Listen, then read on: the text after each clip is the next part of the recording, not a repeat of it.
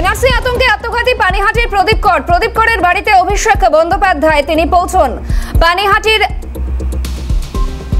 প্রদীপ কর আত্মঘাতী হয়েছেন তিনি এবং তার বাড়িতে আজ যান অভিষেক বন্দ্যোপাধ্যায়। একাধিক গুরুত্বপূর্ণ বিষয়ে মন্তব্য করেন তিনি।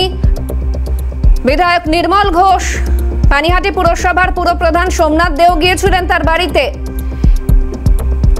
এনআরসি আতঙ্কে একেবারে চরম পদক্ষেপ বেছে নিয়েছেন প্রদীপ কর।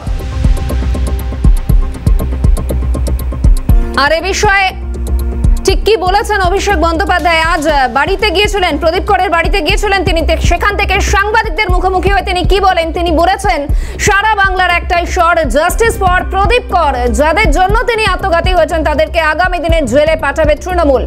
ঠিক কি বলেছেন অভিষেক বন্দ্যোপাধ্যায় দেখাবো আপনাদের। সারা বাংলার একটাই এখন স্বর, জাস্টিস ফর প্রদীপ কর। এবং যাদের জন্য তিনি আত্মঘাতী হয়েছেন তাদেরকে জেলে আগামী দিন তৃণমূল কংগ্রেস পাঠাবে। তার জন্য যত লড়াই লড়তে হোক আমরা লড়ব। যাদের কারণে এই ধরনের ঘটনা ঘটেছে, অর্থাৎ প্রদীপ বাবু যাদের কারণে এই চরম পদক্ষেপ নিয়েছেন তাদের আগামী দিনে জেলে পাঠাবে তৃণমূল। হুঁশিয়ারি অভিষেক বন্দ্যোপাধ্যায়ের। ঠিক কি বলেছেন তিনি আরো একবার দেখাবো আপনাদের। সারা বাংলার একটাই এখন স্বর, জাস্টিস ফর প্রদীপ কর। এবং যাদের জন্য তিনি আত্মঘাতী হয়েছেন তাদেরকে জেলে আগামী দিন তৃণমূল কংগ্রেস পাঠাবে। তার জন্য যত লড়াই লড়তে হোক আমরা লড়ব। অভিষেক বন্দ্যোপাধ্যায় ঠিক কি বলেছিলেন আপনারা দেখলেন। আর এই মুহূর্তে কেন্দ্রীয় প্রতিমন্ত্রী সুকান্ত মজুমদার রয়েছেন টেলিফোন লাইনে। যে বিষয়ে আপনার কাছে জানতে চাইবো, অভিষেক বন্দ্যোপাধ্যায় তিনি প্রদীপ করের বাড়ি গিয়েছিলেন এবং বলেছেন সারা বাংলায় একটাই স্বর, জাস্টিস ফর প্রদীপ কর। যাদের কারণে এই ঘটনা ঘটেছে তাদের আগামী দিনে জেলে পাঠাবে তৃণমূল। অভিষেক বন্দ্যোপাধ্যায়ের মন্তব্য, আপনার প্রতিক্রিয়া। দেখুন, জেলে পাঠাতে গেলে তো সবার আগে মমতা বন্দ্যোপাধ্যায় এবং তৃণমূল কংগ্রেসের নেতাদেরকে জেলে পাঠাতে হবে। কারণ তারা এসআইআর নিয়ে যে ধরনের বাতাবরণ তৈরি করেছে, যে ধরনের পরিবেশ তৈরি করেছে, লোককে ভয় পাওয়ানোর চেষ্টা করছে যে এসআইআর বুঝি কি এমন একটা জিনিস। এসআইআর বিহারে হয়েছে, কেন সেখানে কেউ সুসাইড করেনি? কুমার তখনও চিফ ইলেকশন কমিশনার ছিলেন, তিনি বাংলায় চিফ ইলেকশন কমিশনার আছে, নিয়ম একই আছে, সমস্ত কিছু একই।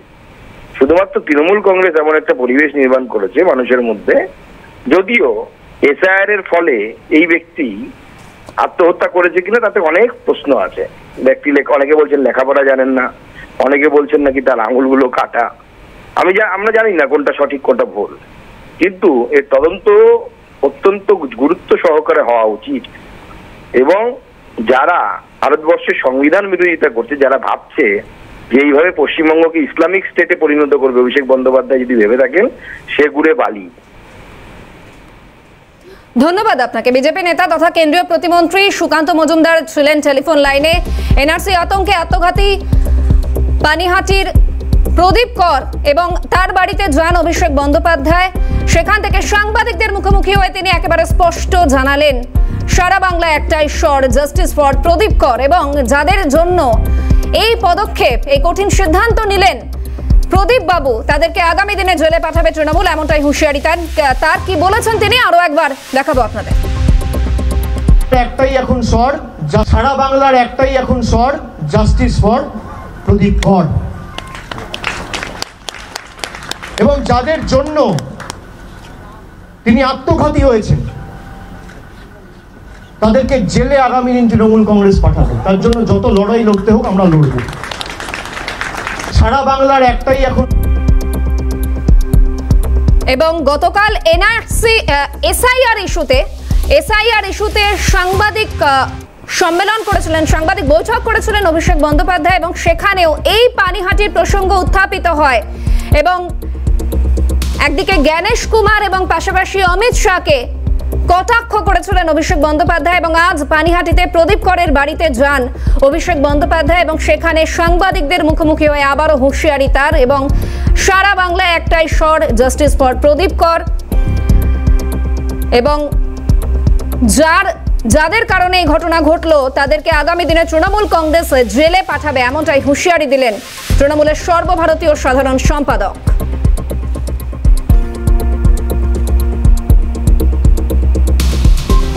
সিপিএম নেতা সুজন চক্রবর্তী রয়েছেন টেলিফোন লাইনে। যে বিষয়ে জানতে চাইব, অভিষেক বন্দ্যোপাধ্যায় বলেছেন সারা বাংলার একটাই স্বর, জাস্টিস ফর প্রদীপ কর, এবং যাদের জন্য তিনি আত্মঘাতী হয়েছেন তাদেরকে আগামী দিনে জেলে পাঠাবে তৃণমূল। আপনার প্রতিক্রিয়া বিষয়ে? হালকা মনোভাবের পরিচয়, খুবই হালকা। যেহেতু নামের সঙ্গে টাইটেলটা কর, প্রদীপ কর আত্মহত্যা করেছেন এবং এনআরসির ভয়ে, এসআইআর এর ভয়ে, এর আগেও আত্মহত্যা হয়েছে এনআরসির ভয়ে, সারা রাজ্যেই হয়েছে, আসামে হয়েছে। তার বিরুদ্ধে রুখে দাঁড়ানোর জন্য এনআরসির এই যে প্রচেষ্টা, তার বিরুদ্ধে দেশের বড় অংশের মানুষ, যখন সেই লড়াইটা হচ্ছিল তখন কিন্তু ওকে পাওয়া যায়নি। বড় বড় দলের এমপিরা তখন এই আইন যখন করে পার্লামেন্টে সবাই ভোটও দেয়নি। এসব আজে বাজে কথা উনি কেন বলছেন? যেহেতু টাইটেলটা কর, অতএব জাস্টিস ফর আরজি করে ভয় পেয়ে জাস্টিস ফর প্রদীপ কর নিয়ে আসাটা মানে প্রদীপ করের কজটা সেটাকেও গ্লোরিফাই করা হয় না, জাস্টিফাই করা হয় না।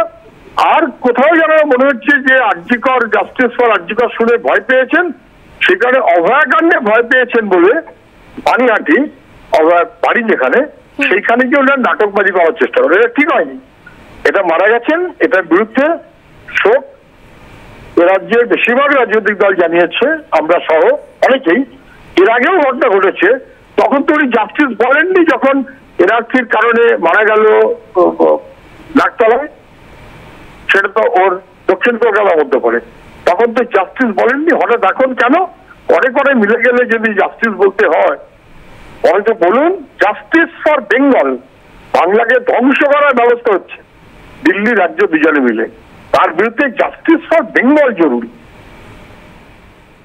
ধন্যবাদ আপনাকে। সিপিএম নেতা সুজন চক্রবর্তী ছিলেন টেলিফোন লাইনে। এনআরসি আতঙ্কে আত্মঘাতী পানিহাটির প্রদীপ কর তার বাড়িতে গিয়েছিলেন আজ তৃণমূলের সর্বভারতীয় সাধারণ সম্পাদক অভিষেক বন্দ্যোপাধ্যায়, এবং সেখানে গিয়ে হুঁশিয়ারি তার।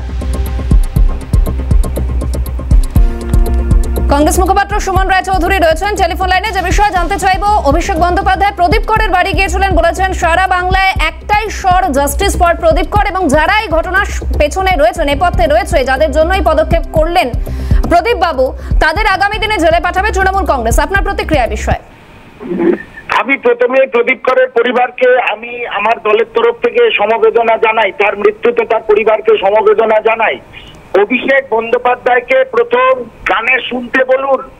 এই যে জাস্টিস ফর আরজি কর যে স্লোগান উঠেছিল পশ্চিমবঙ্গে, সেটা ওনার কানে এবং ওনার পিসির কানে কেন ঢোকেনি? উনি প্রদীপ করের জন্য জাস্টিস চাইছেন, খুব ভালো কথা, যে কোনো মৃত্যুই অত্যন্ত দুর্ভাগ্যজনক, এবং সেটা যদি এই এসআইআর এর পিয়ার সাইকোসিস থেকে হয় বা এনআরসির কথা ভেবে এই মৃত্যু হয়, সেটা অত্যন্ত দুঃখজনক। এর জন্য ইলেকশন কমিশন, নরেন্দ্র মোদী, অমিত শাহ, অভিষেক বাবুদের যে দোসর, তাদের ফাঁসির মঞ্চে চড়ানো উচিত। কিন্তু তার চেয়েও বড় কথা, উনি আজকে জাস্টিসের ডাক দিচ্ছেন। একটা ডাক্তারি, একজন জুনিয়র ডক্টর ওনার দলের লোকেদের হাতে অত্যাচারিত হয়ে মৃত্যুবরণ করলো। সারা বাংলা কেন আন্তর্জাতিক নজর পড়লো এই ঘটনাটার দিকে। সারা বাংলায় মেয়েরা বেরিয়ে এসে রাস্তায় আলপনা কাটলেন এবং উই ওয়ান্ট জাস্টিস ফর আরজি কর স্লোগান উঠলো। তখন অভিষেক বন্দ্যোপাধ্যায়, মমতা বন্দ্যোপাধ্যায় কোথায় ছিলেন? এখন হঠাৎ ওনাদের ঘুম ভেঙেছে একটাই কারণে, ওনারা যে ফলস ভোটিং করান, অনুপ্রবেশকারীদের দিয়ে ভোটিং করান, ডেড ভোটারদের দিয়ে ভোটিং করান, এসআইআর যদি সত্যি সত্যি স্বচ্ছভাবে হয়, ওনাদের ভোট ব্যাংকে ধস নামবে। সেই কারণে আজকে হঠাৎ জাস্টিস ফর প্রদীপ কর এই স্লোগান তুলেছেন অভিষেক বন্দ্যোপাধ্যায়। এটা একটা সম্পূর্ণ নাটক, ড্রামা। এর তীব্র বিরোধিতা করি এবং ধিক্কার জানাই অভিষেক বন্দ্যোপাধ্যায় এবং তৃণমূল কংগ্রেস, যেখানে জাস্টিস ফর আরজি কর শুনতে পাননি, আজকে ভোট ব্যাংকে ধস নামবে বলে জাস্টিস ফর প্রদীপ করটা শুনতে পেলেন। এর চেয়ে নোংরা এবং ঘৃণ্য রাজনীতি আর কিছু হতে পারে না। ধন্যবাদ আপনাকে। কংগ্রেস মুখপাত্র সুমন রায়চৌধুরী ছিলেন টেলিফোন লাইনে।